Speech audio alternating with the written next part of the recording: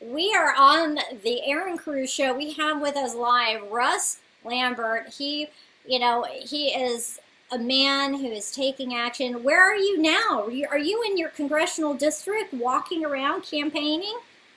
Yeah, right now I'm donation walking, talking, meeting the people, asking them how do they feel about the current candidates, what's going on in life, how are things going. Yeah, I'm out here meeting people right now. Yes. Yeah, wonderful. So Things. you are out and around. You are out and around, and look at that. Yeah. Well, tell us. You're running for Congressional District 46. You're in the state of California, the liberal zone. I mean, what is your incumbent, doing to serve this constituents here? Yeah, it's unbelievable. What's going on is I'm finding out that from a lot of people that I'm speaking to, and I'm speaking to a lot of individuals. Different people. Yes, they are sick and tired of high regulations, job-killing regulations, excessive taxation, and dictatorship coming from the current government here in California. It's really, really terrible how the Democrats have completely taken control not only of this state, but like a cancer, they want to take these socialistic values and run it all across the United States of America. Which is what you're running for. You're running for a federal seat. And you'd be able to be the voice for the constituents there that are fed up with the socialist progressive leading policy making. Right. What do you want to do different than the current incumbent? That's wonderful. Okay, right now, currently the federal government and the state of California has excessive taxation coming in. We have very, very little, if none, transparency as to where our tax dollars are going to. Right. I've got a plan called the Finders Keepers program where we can prosecute for fraud and waste, sponsored by the GAO. We get a website. U.S. Americans can log on, pop in their identifiable information, report fraud and waste, and when an outcome is achieved, they will receive a 10% reward of the first year's savings after the outcome of reporting the fraud and waste. It'll net 90% back to the federal government, saving tax dollars. That's interesting. That's an interesting perspective. So, citizen initiative to help encourage government transparency. It's brilliant. Exactly. It not only encourages individuals to participate in the taxpayer, where distribution of funds are going to, but also in saving of the revenues too. Right. We're finding out that, yeah. And it encourages government to behave and to get back within where it needs to be, right? Because if they're doing what they need to be doing, there wouldn't be a problem. That's exactly correct. Currently, we have $141 billion as of to this date, August 2018, going to illegal alien welfare fraud. And this is money that was designed for the American people. We need the federal government to remove the self-regulation of welfare distribution, and we need the federal government to initiate welfare distribution and to recertify those that are on welfare currently. We'll probably get a 30% reduction in applications for welfare simply by enacting that one little program. Interesting. There are some people who need a hand up. There's a difference between getting a hand up and getting a hand out, right? And there are hard times that come about, and I think not everybody's saying, "Oh, you're on your own." We aren't not concerned about people. We just are tired of the abuse, the manipulation, and the fraud. Right? That's right. So, the manipulation, the excessive waste, yes. Right, yes. Yes. Absolutely. And, this is taxpayer dollars. Your money, my money, and we should know where it's going and have some controls over it. Now, I do have a question for you. Where do you stand on immigration reform? That's very easy. At first, my initial policy was just flat out deport all illegal aliens, have them get in line like everybody else, and just go through the system the way that the government, the way that our Constitution, the way that our immigration policies are already set, established obviously through Congress. I've recently revised that just a little bit. If an individual is already here in the country, 12 years off of welfare. They have to give their name to Immigration, Customs, and Enforcement. They have to get their name logged in with them. they have to be a good citizen. If they're there for 12 years, go ahead and let's cooperate on getting them their residency. Right. If not, but you know, a lot of the people who are already here have had the ability to report that they're here, and be a part of the process. That there is a way for them to a function, and a way and a means for them to be able to do that. They say out of fear, whatever reason, they're not doing it.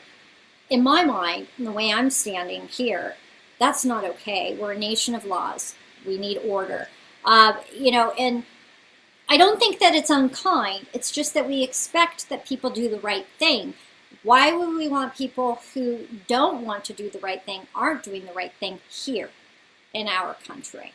So I think what I'm hearing you say is we need a process. Now, do you think that we should have that process before or after funding the wall? Do you support funding a wall and building a wall? Where do you stand on this? That's really wonderful. Where I stand on building the wall is if we can get the federal government to remove the self-regulation for California on welfare distribution, the savings we're going to get on illegal alien welfare fraud will pay for the wall within 6 months. It needs to be done simultaneously. We as a nation, as a government, in Congress, working with President Trump, we have to be able to walk, chew bubble gum, and talk at the same exact time. It's a simultaneous effort, and it's got to be constantly moving forward for United States American interests. Right, right. It's about national security. That's exactly correct. We have to have national security first. Instead of 10 pounds of dope or drugs coming across the border, picture 10 pounds of chemical agents coming across the border instead of an illegal alien. Yeah, right? yeah, right. And, you know, the other thing is, and people don't want to talk about this because it's taboo or it's so sad or it's, Right. But my concern is also human trafficking. You know, it's one thing to have drugs, that hurts lives. It's one thing to have people who come here illegally for opportunity. That's horrible. It's against the law. But the innocent human beings who are trafficked across the border and subjected to all sorts of things before they get here, everything else that comes from that, it's horrible. Cutting down on that, humanitarian issue is important to me as a mom. Erin, if it was a humanitarian issue and if somebody was reasonably fleeing their country to come to the United States seeking a better life, they got to come through, generally speaking, they come through Mexico first. Yeah, and they come through Wouldn't Mexico be a better life? Couldn't they establish residency in Mexico? So clearly we can see they're not coming into America as refugees when they could have a better life in Mexico. They're coming over here for all of the candy, all of the wonderful benefits associated with being here in the United States. Free housing, free welfare, free medical, free cash aid, free lawyers, and it goes on and on. I've spoken to a number of people in Santa Ana who are on DACA who refuses to change their residency status because if they did, guess what? They're cut off. Their benefits. Right. They're cut off. They don't want to change their residency status. And then I've come across a lot of individuals who are not only receiving government and financial aid, but at the same exact time, they're also working, receiving cash or under an assumed alias name with a different tax ID number. And those taxes are not being, the taxes are not being collected on those funds. Right. You've got individuals earning $3,800, $4,200 per month tax-free, better than the average working-class U.S. American. Right. It's a huge issue. But when I said trafficking, I meant of the innocents brought over here for slave trade, work trade, sex trade, you name it. Right. And, I think that people take away that human element of it. We're not big, bad people by wanting, strong national security efforts, a wall, law, order, process, America first, citizens first. Because when we have strong borders, safety for those people on both sides, the economy is strengthened on both sides. There's a lot that comes with it. So now, where do you stand on Obamacare?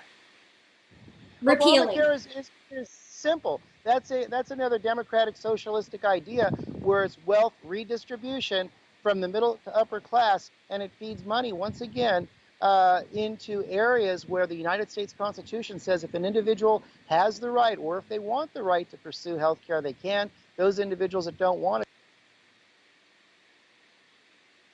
Okay, so the people who don't want it. The individuals that do not want it should not be forced into it. Right, right. Same thing with the seatbelt and helmet law. One of those reasons that those passed was because states got tired of paying the medical costs for individuals that got injured not wearing a seatbelt or a helmet. But if an individual had the proper insurance and the state was not going to pick up the tab should an incident happen, an individual, in my opinion, should not be forced into a helmet or a seatbelt as well. That should be purely an individual's choice. Same thing with medical care. Now, where do you stand on purchasing insurance across state lines and tort reform? It's wonderful. Anytime we can increase competition, we're obviously going to start to control the cost. When there's no when you got excessive regulation, you cannot cross state lines. You're going to have individuals obviously charging more money for the same type of service. Competition definitely assists in controlling prices. Right, driving prices down. Tort reform, frivolous lawsuits as a result of, abuse by people seeking, attorneys seeking, big payouts, and this from medical issues. Where do you stand on that? Do you see that as needed? Yeah, what I see on that is I see a lot of frivolous suits coming about. I do not see enough doctors being prosecuted. I did a debate a couple days ago with some individuals talking about the opioid crisis and how they had to go, as an example, after the drug industry. I said, absolutely not. The drug industry is not doing the prescriptions. It's the doctors. If we go directly to the source and start suing those individuals responsible, we'll start controlling costs as well. I think that the court system is taking too many frivolous cases. I think that they're not following the rule of law, and they're making up their own mind as to where they're going to go on the individual cases. So we need to start bringing into judicial office more Republicans, more individuals with conservative values that follow the rule of the law, and they stop using their feeling when issuing sentences in court. It's totally wrong. Right, yes, instead of, we're totally on the same page on that. Now, in terms of regulation and jobs, I see it as it's not the government's duty to make and create jobs. It's the government's place to create or maintain a climate of strong national security and an environment where jobs will flourish. Where do you stand on job creation and America and what Donald Trump is doing or working to do with Congress? Absolutely, job regulation. As you lower regulations and you make it a lot easier for businesses to flourish, you're obviously going to increase the probability that more businesses will be created. Also, you've got to control the taxation. Along with excessive regulations, you've got excessive taxes to cover the cost of those individuals regulating businesses. Right. In my opinion, a person should not be harmed or fined or feed or regulated before an incident happens. We're all U.S. Americans. We've all got our own minds. We've got our own ideas and creativity for the types of jobs and businesses we want to do.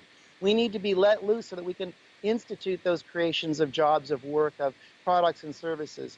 Right. So yes, lower regulations, definitely. Lower taxation, absolutely. It's definitely a must. And so you'll work with President Trump on going even further with tax reform. Then we're not going to have to wait another 30 years for you as a politician, you as a person, a patriot up in office, to say, hey, we need to chisel down and refine the tax law. Where do you stand on auditing the Fed or taking a look at how the IRS operates?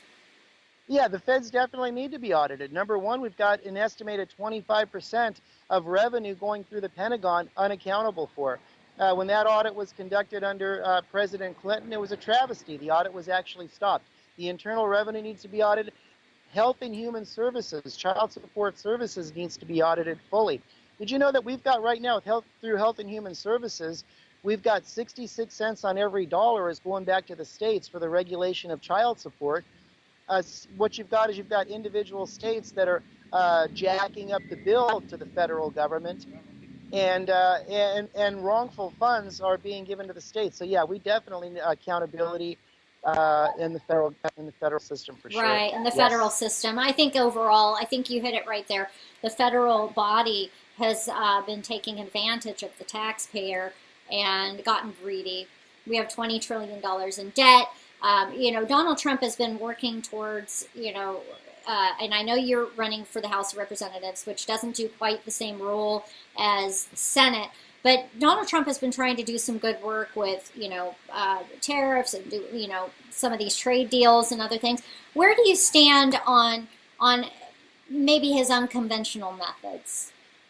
Sure. You know what? That's what we need. The definition of insanity is doing the same thing over and over, expecting a different result. He's coming in there and he's actually stimulating. He's stirring up the pot. He's creating different agendas. He's doing That's a lot okay. of very Our wonderful things. listeners love dogs. Don't worry about it. Just don't get bit. Yeah. So I yeah. am out campaigning now. Everything's going all good. I Oh, love it a good. lot. Well, what is the response from your constituents? I mean, it doesn't matter if they're Democrat or Republican. Are they really warm to having new representation? I'm hearing yes. I'll tell you what, from a lot of individuals that I'm speaking to, they are definitely telling me yes. Donald Trump, you know what? The media is actually wrong by saying President Trump. People that I'm speaking to, I'm estimating that 66% are in favor of Trump. And there are a lot of Democrats as well who has clearly said that they are sick and tired of the democratic socialistic way of business as usual. They are happy with Donald Trump, and Donald Trump is walking and chewing gum at the same time.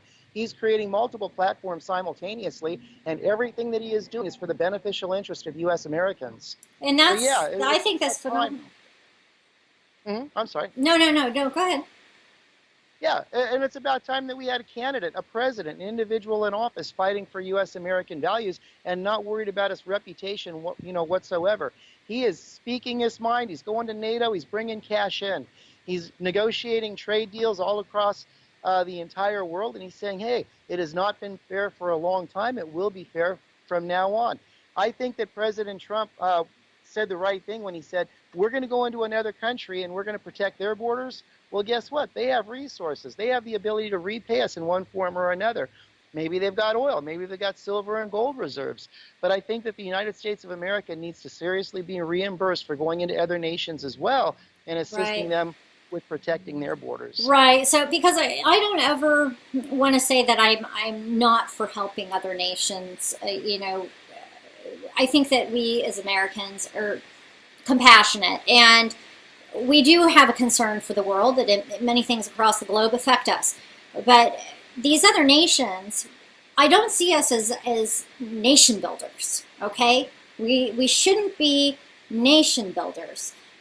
People in their own countries need to build their own nations, and if they're having conflict or what have you, we have to be real smart about that. The taxpayers are burdened enough, $20 trillion in debt, and I'm sure it's even higher than that if you did an audit the Fed.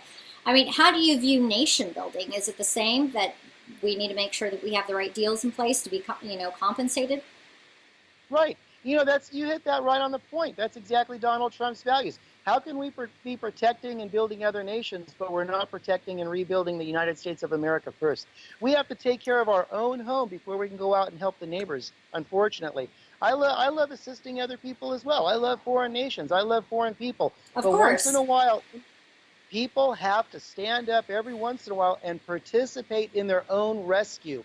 So as an example, we can't be feeding money constantly to other foreign nations without them stepping up, stepping forward and saying, hey, this is the dilemma we're in, but this is how we're going to get out of it. They have to have a goal. And if they don't have a goal, we need to start pulling our funds away, or we need to be grabbing additional resources from that country, pulling it here into the United States of America as competition. So now, we can actually...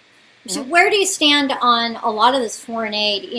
There are a lot of people coming here from, and I will give Mexico credit. We don't have illegal aliens coming in mass from Mexico. They are not our top persons or body and nation where these people are coming from. They're coming through Mexico, San Salvador, El Salvador, Guatemala. Those are the nations who are people who are coming from. We're giving a lot of foreign aid to all of these countries, and we're giving aid to the people who are here in our borders illegally and legally. And where do you stand on all that foreign aid? Do you believe that we should be able to use it as leverage? Yeah, absolutely. Foreign aid is good every once in a while, but if it's going to be continuous, I think it's totally wrong.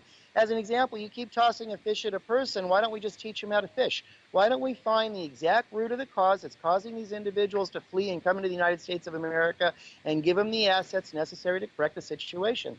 I think that the cartel in Mexico is very strong and very heavy in the corruption of that government. And I think that if there was some kind of a rebel force in Mexico, as an example, maybe something can be done in that nation to correct their situation. Right, But their for own 10% nation of deal their with their own problems. exactly 10% of their population to be living in the United States of America and possibly approaching 12% is totally wrong. You've got Guatemala, El Salvador, Honduras. Sure, other countries have problems, but it's the problems that they created on their own. We Right. didn't create those problems. And not only that, as far as refugees, why do they have to come all the way here to the United States of America? I'm sure they'd be much better off if they wanted to, closer to the home they live in. As an example, Mazatlan is a very wonderful place to live. Do they really have to come to the United States of America? No. Can they go to, as an example, maybe Mexico City or Cancun? Sure. Relocating to different areas within their country is a viable option other than deserting your own country and coming into the United States of America. Right. Clearly, people are only coming here for the candy, for the benefits, for the health care, for the food. Right. Yeah. So So one of the things that I've always said is yes, shut off the water, Right. let everything dry out. And this is the deal. And this is where I've stood, and I see it as a person. If you make it to DC, when you make it to DC, I'm not in your district. I can't vote for you. But what you decide to vote on impacts me because you're running for federal office. But here's the deal. I view it like this, that if you won't fight for your own country, for your own beliefs, for your own family there, in your home country, for what you believe in, what makes me think that you're going to follow the laws here and fight for our country? That's exactly correct. You hit that right on the nail, Erin. Right on the nail. I really believe that if they wanted the opportunity in a legal way, that they would do so. But I'm glad to hear you say that foreign aid needs to be looked at as a short-term solution, and it's not being looked at that way. So now, last issue would be, and it's kind of a sticky one. You mentioned amnesty. I want to ask you very specifically about that. You mentioned that you might be open to, is it visas? What was your idea there in terms of residency? I really want to get specific because this is a hot topic, and mainstream media likes to pull it apart and then say you're the bad guy. I don't want you to be the bad guy. I want you to provide people information on what you want to do and how you can help the constituents in your district. I'll go in. Yes, the constituents of the district. When I went out and spoke about deporting each and every illegal alien that is here in the United States of America and get them out of here. Orange, Santa Ana, Anaheim, they've predominantly said, hold on a second, we've got individuals that have been here 10 years.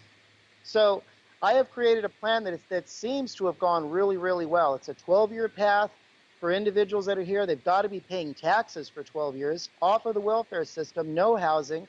They have to be good citizens, registered with ICE, and absolutely zero criminal background for a 12-year history.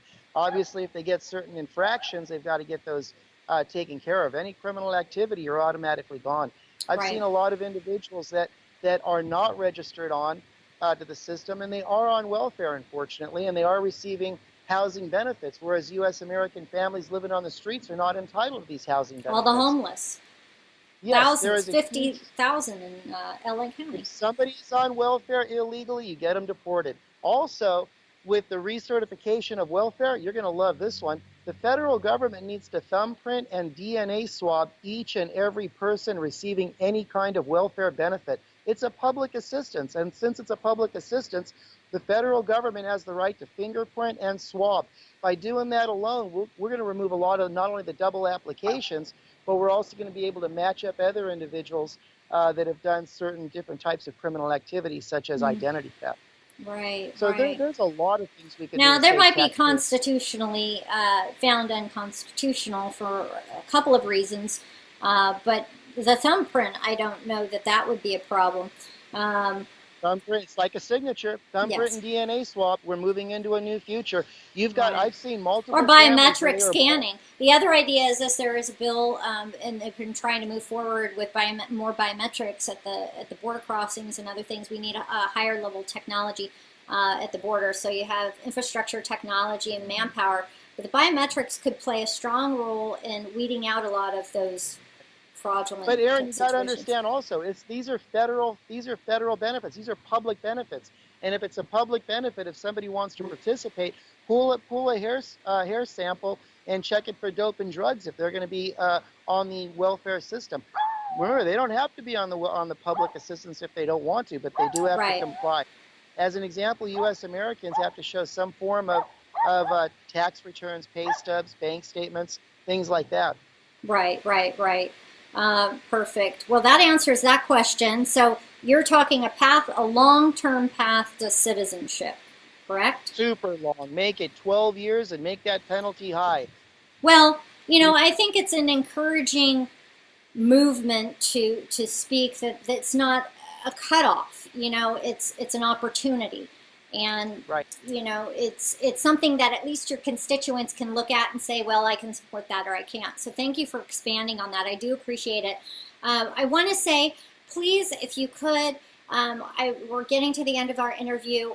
Please give your name, a little bit, like 30 to 50 seconds about your background and your platform, and then tell people where they can get a hold of the information about your campaign and contribute. Wonderful. Well, the easiest way to get a hold of me is through a normal internet search. Russ Lambert Congress. Right. That's it. And I've got a wonderful website, uscongress.life, Life.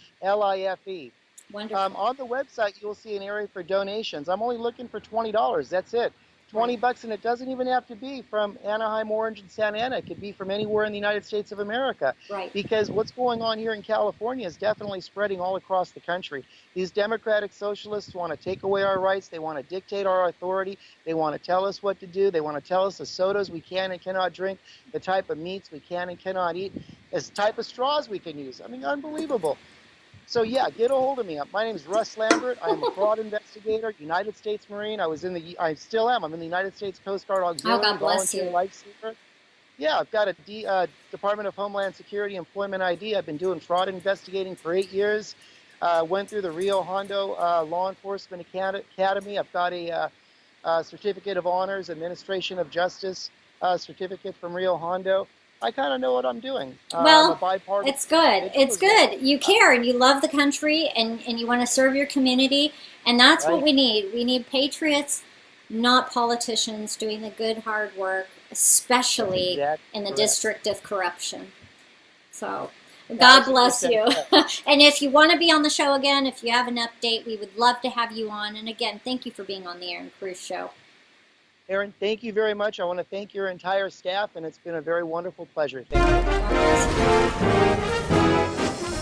you. To hear more and to learn more on how you can make an impact or about the Erin Cruz Show, visit us online at erincruz.com. That's ERINCRUZ.com.